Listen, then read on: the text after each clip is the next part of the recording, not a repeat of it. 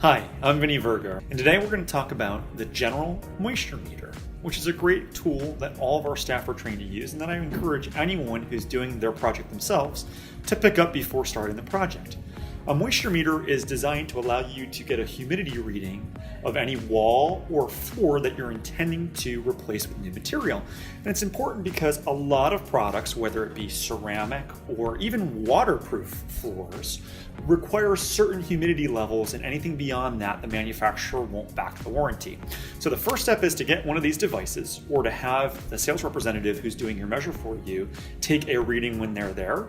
And then the second step is to check with the manufacturer and make sure that within the reading that you have, the product will work. Online, you can find general guidelines for hardwood, tile, and vinyl, but in general, it's good to check with each manufacturer, as each has slight variations depending upon their product and the test they've done on seeing how well it does with moisture.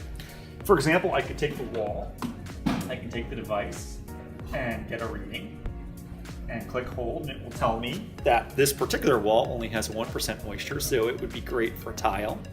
Alternatively too, I can take the floor and do the same thing by changing the setting to match what it is that I'm measuring, and there's 4 different settings, and I can hold. Now the floor is 59%, and this is a concrete-based subfloor, so that makes sense, but at 59%, it's still within industry regulations and guidelines recommended for tile. So this is the MM8, which is something that you can find on Amazon or an online retailer around $50.